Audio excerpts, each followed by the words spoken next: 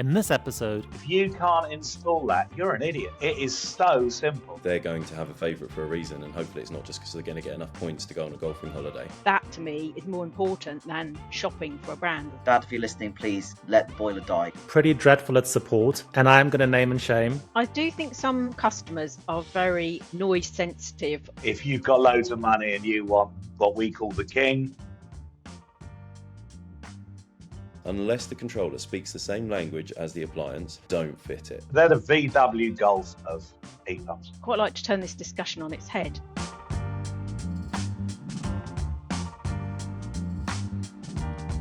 Welcome to another episode of Homeowners Q&A. Today we're tackling a key topic for anyone exploring heat pump options: how to choose between different heat pump brands. With so many names on the market, knowing which brand offers the best solution for your home can make all the difference. I'm your host Mars, and today we've assembled an expert panel to help us break down the ins and outs of heat pump brands. Joining us, we have Louise Howlett from R.A. Brown Heating Services, Patrick Wheeler from Vito Energy, Rob Stevens from Heatforce, and of course Graham Hendra, heat pump enthusiast and longtime friend of the show.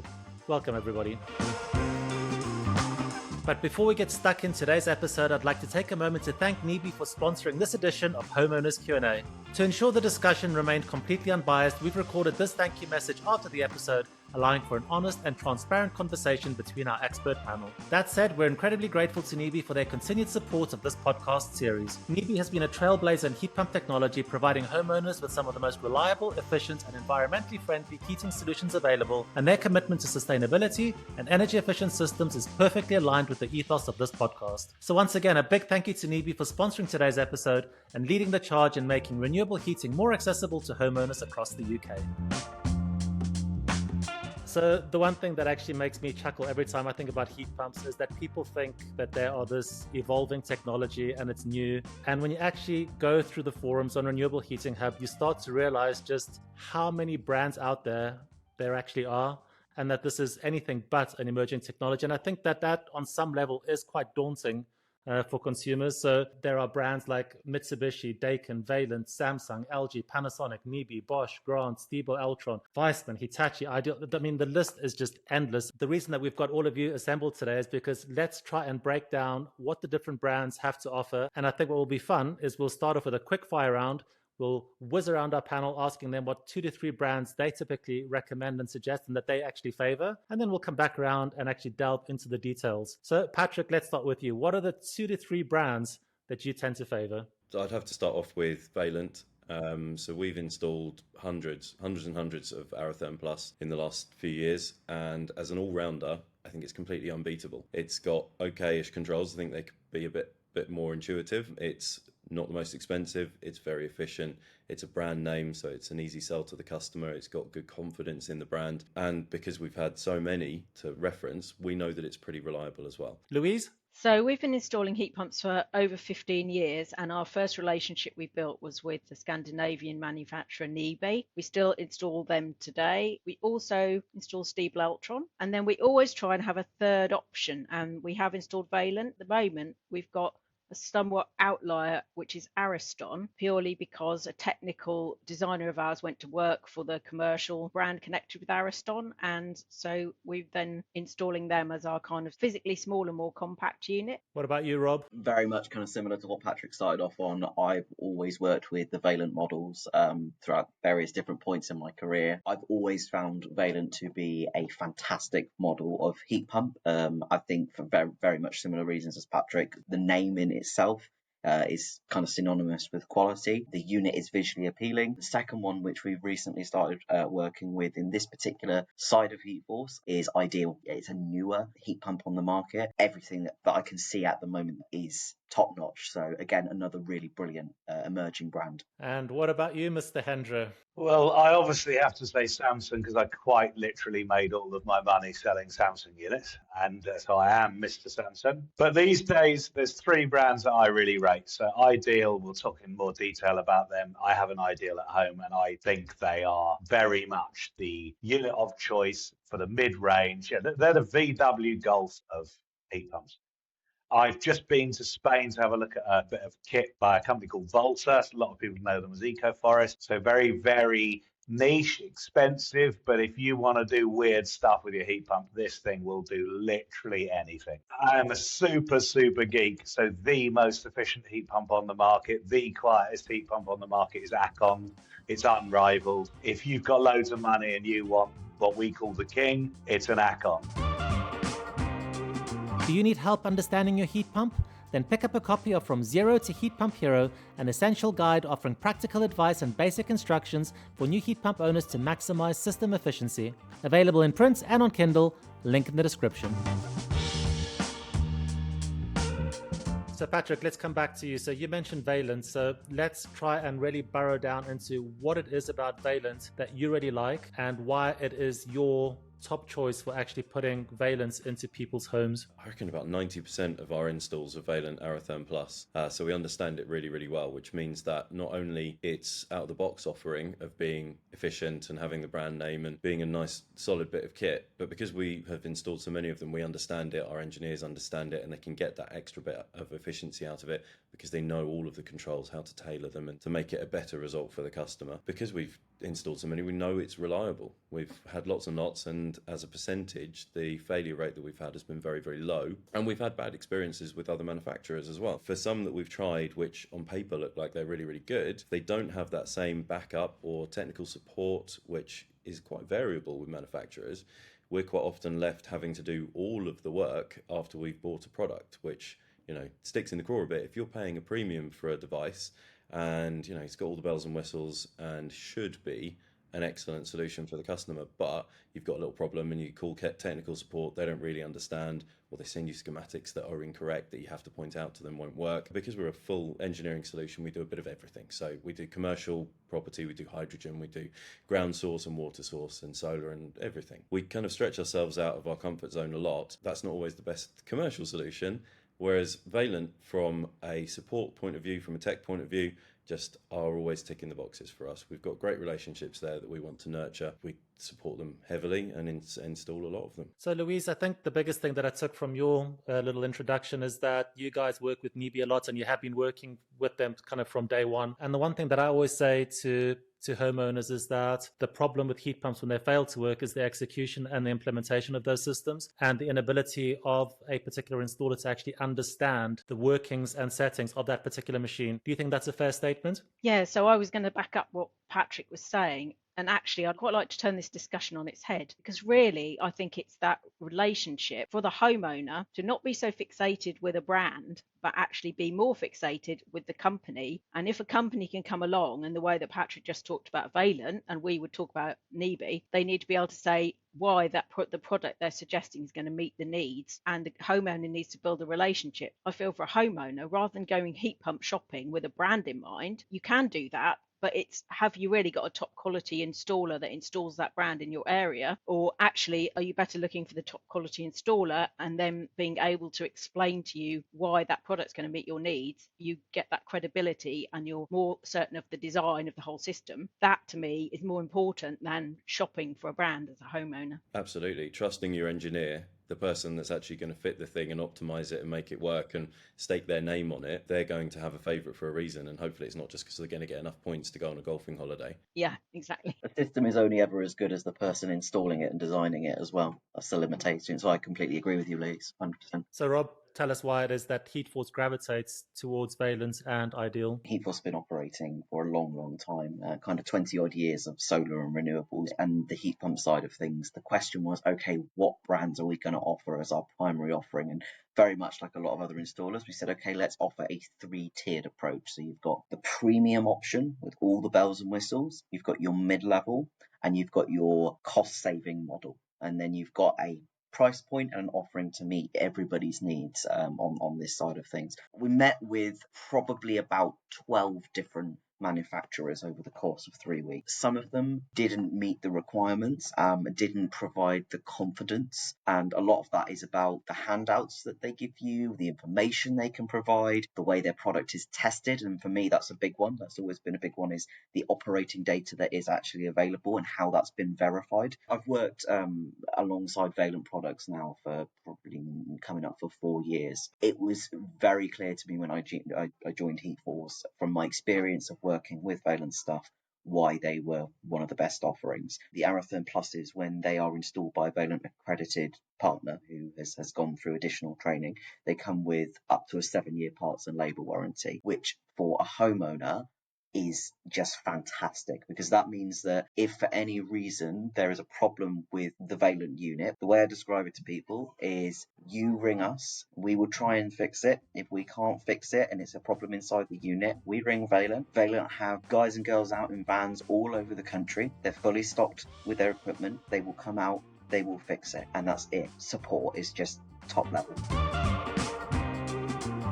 You're listening to the Renewable Heating Hub Homeowners Q&A, empowering consumers with the knowledge they need to make smarter heating choices.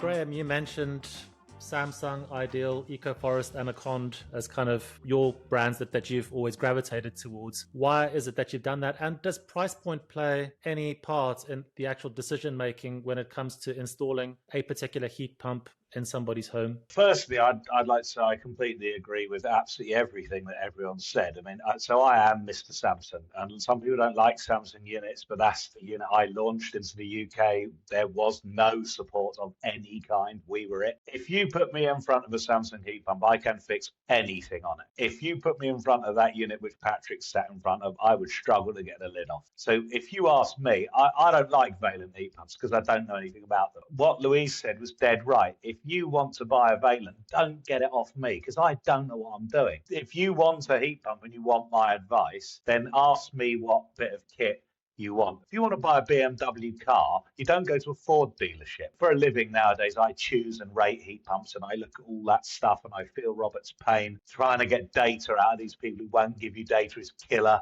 That is my job. I do really weird things like download the entire MCS product database and then order the units by efficiency. If you want very, very high efficiency and very quiet units, then we will always go with Acond because it is that unit. It is very niche. It is definitely not for everybody. It is roughly twice the cost of a Samsung. But there are people who say, I want silence, I want that little bit of efficiency, and I'm going to pay for it. Does it pay back? I don't know. It's not my money. So I don't, I just give the option. I have an Ideal outside, so I'm very biased. It is a staggering bit of kit. It works really, really well. It's mid-range. And what I love about it is two things. One is it put me out of a job. The technical support is so good, you don't need me. The terminals are labeled, crazy labels like pump, controller.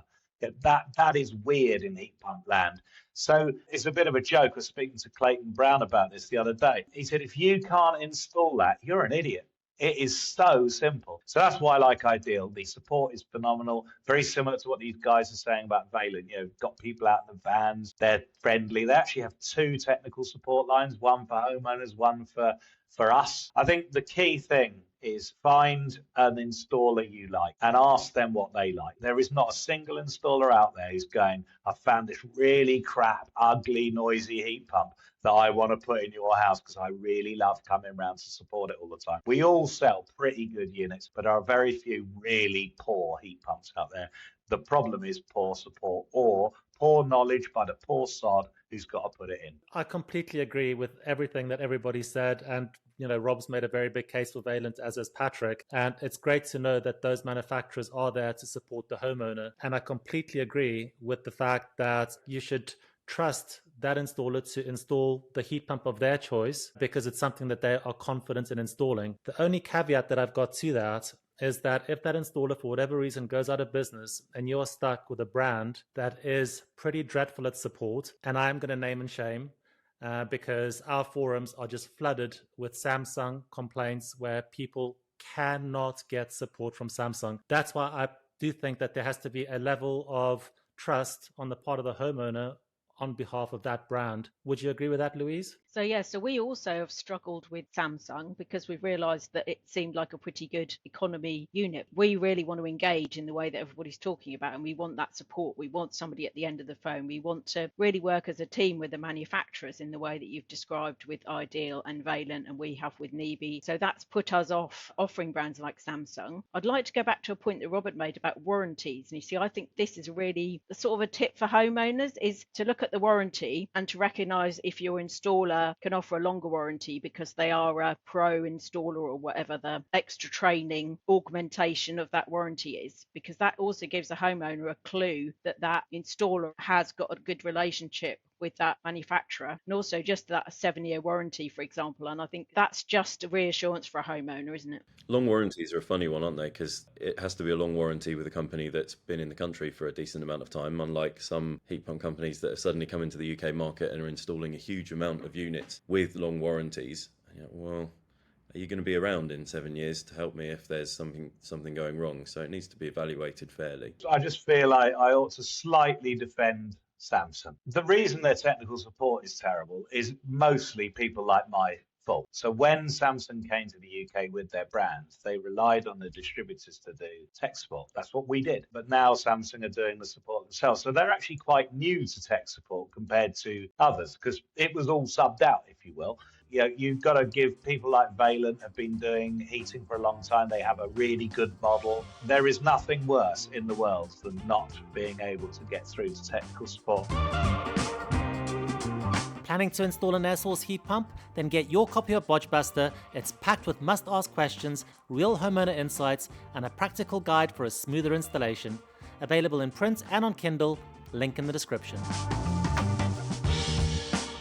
Patrick, you mentioned at the outset that controls on the Valent could be a little bit better. How important are controls in heat pumps? Because I'm beginning to see more and more, as I speak to more and more consumers and to professionals like yourselves, it almost seems that the control is the key element of getting probably the most out of that particular system. Would you agree? Completely.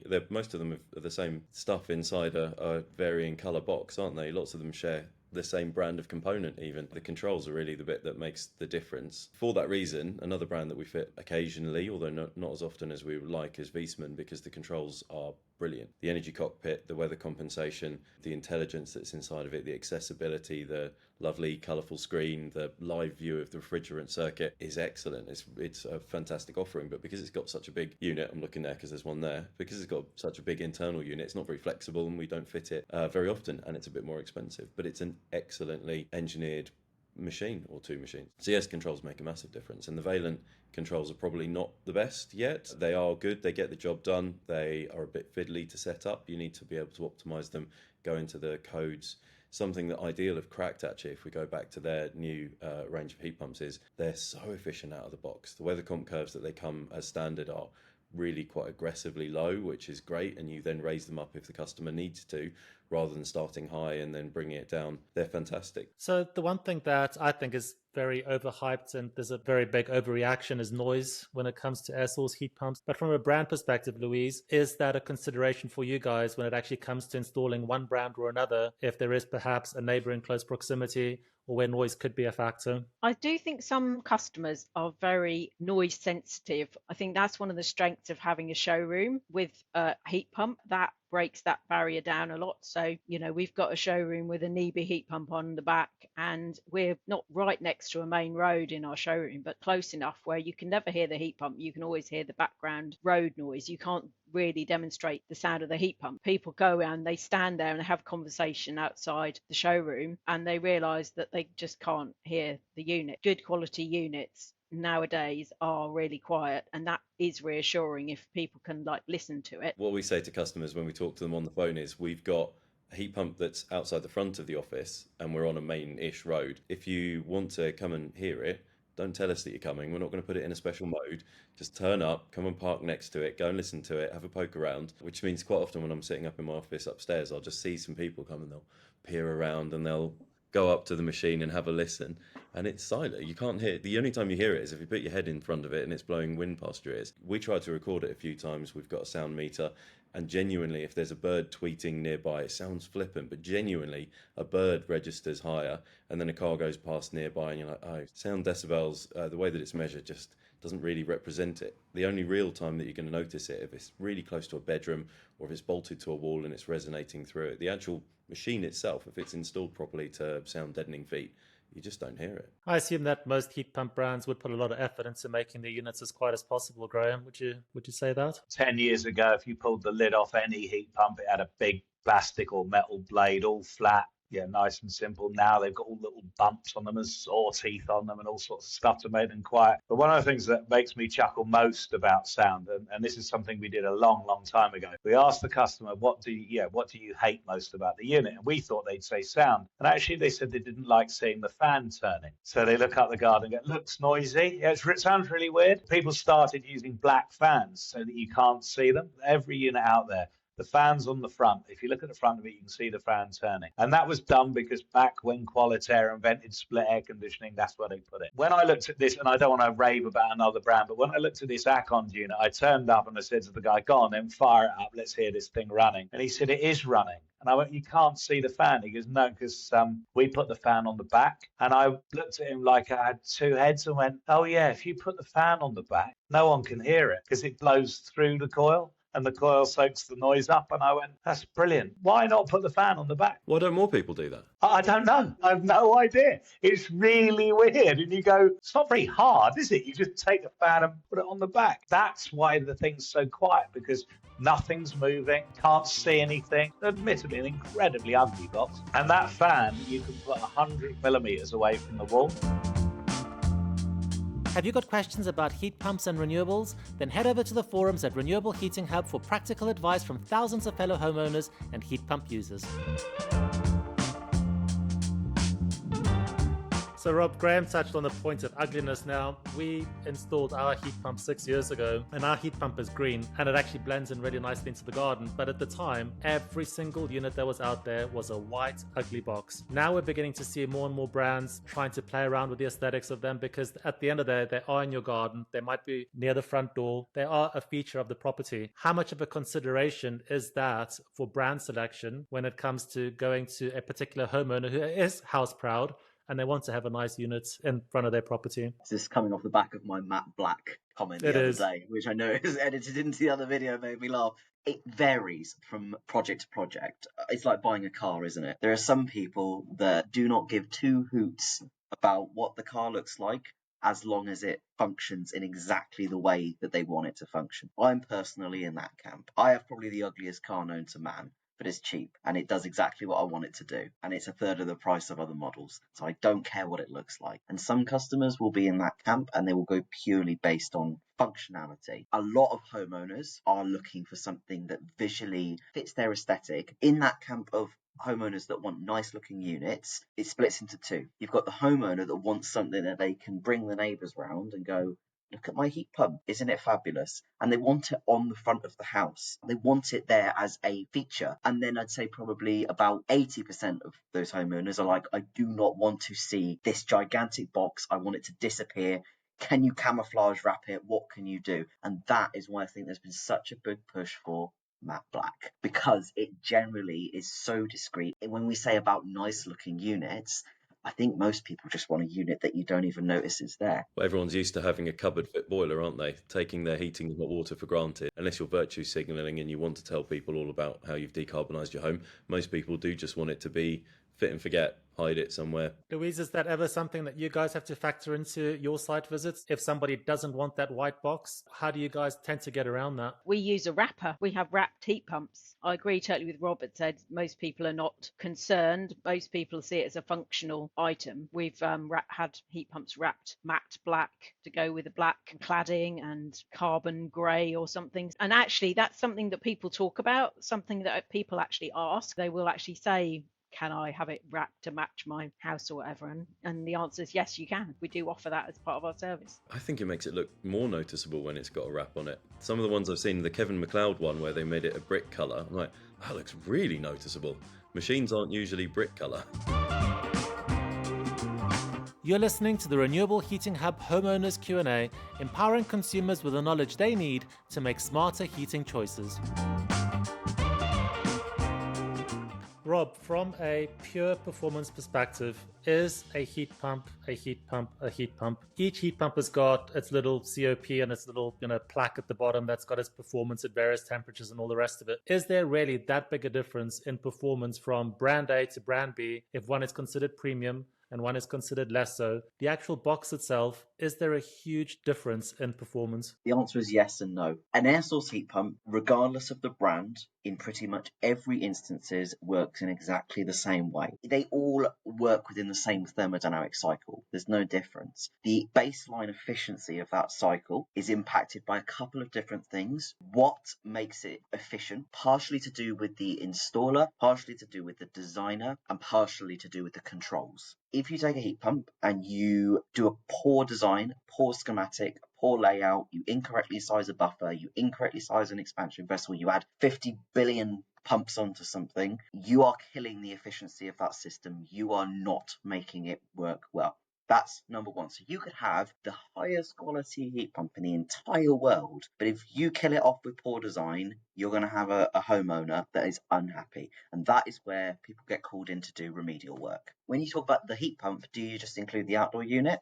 Do you include any integrated internal units, hydraulic stations, backup heaters? And crucially, how does the heat pump's controller work? When you add on third-party controls, you can, in some instances, lose the functionality of the actual controller. So it's important to make sure that the installer that is fitting the heat pump and the designer understand how addition of any third-party controls integration might affect the functioning of the heat pump's base controller. Each heat pump unit itself will have a different SCOP, a different COP, a different level of efficiency, but that is only one part of a very, very, very large equation. Patrick? I guess on the third-party controls bit, I want to make it really clear that the vast majority of third-party controls, when integrating with a heating appliance especially, have a negative impact. Not only the efficiency in real time, but the longevity of it through excessive cycling and thermal stress and everything else. And it's something that we used to talk about years and years and years ago with boilers, that third-party controls usually much worse. Until OpenTherm came along and everyone said, oh, this is going to be brilliant, now we can integrate with everything.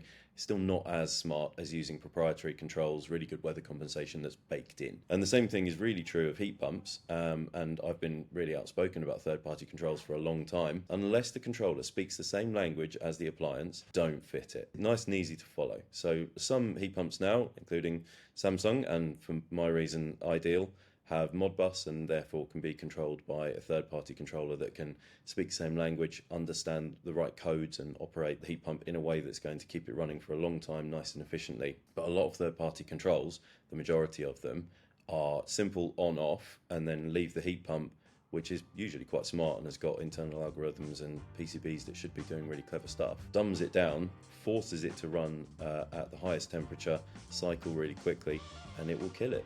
It will be expensive to run, but not for very long because you'll have to replace it in a few years. Do you need help understanding your heat pump? Then pick up a copy of From Zero to Heat Pump Hero, an essential guide offering practical advice and basic instructions for new heat pump owners to maximize system efficiency. Available in print and on Kindle, link in the description.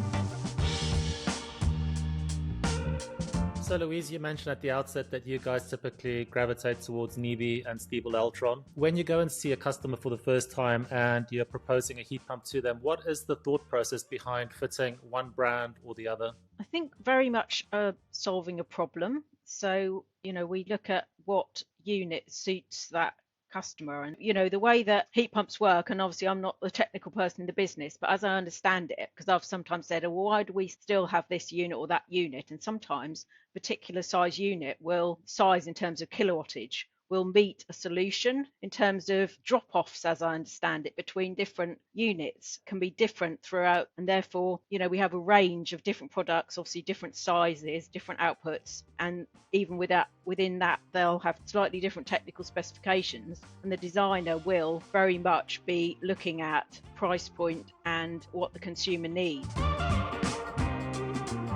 You're listening to the Renewable Heating Hub Homeowners Q&A, empowering consumers with the knowledge they need to make smarter heating choices. So Graham, we've discussed this before and maybe we can touch on it again. When it comes to certain brands, why is it that brands only have heat pumps in certain jumps up in size? They might have a 3 kilowatts, a 7, a 9 and a 12. Why is it that you can't get the full gamut of things from a particular manufacturer? To be honest, it's down to what compressor you can buy. They might be 3 kilowatt, 6 kilowatt, etc. One of the things, I can tell you this now because I don't sell them anymore, But back in the bad old days, you used to buy a 16, a 14, a 12 kilowatt Samsung. It was exactly the same machine with a rev limiter on it. When you look at a brand that's got 10 units in the range, what they're saying is, yeah, we've got maybe a 4, an 8, and a 12, and we downgrade them by basically just not putting top gear on, and then they can give this huge range and go, we do every 2 kilowatts. The thing is, it doesn't really matter anymore because we have variable speed. What Volta do is give you 2 numbers.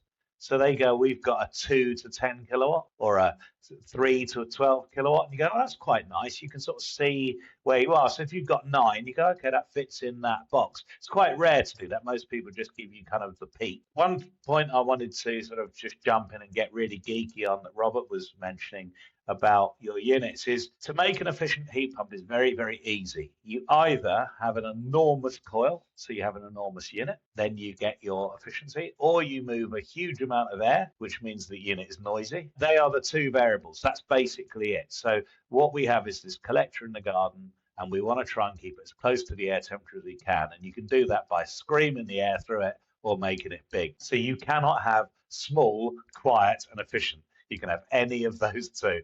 And yeah, anyone who goes, I used to have a tiny little Hitachi unit in my back garden. Brilliant, really noisy and quite efficient, but it worked. Then moving now, as you'll see, most units moved away from what we call the tombstone, so the double height units.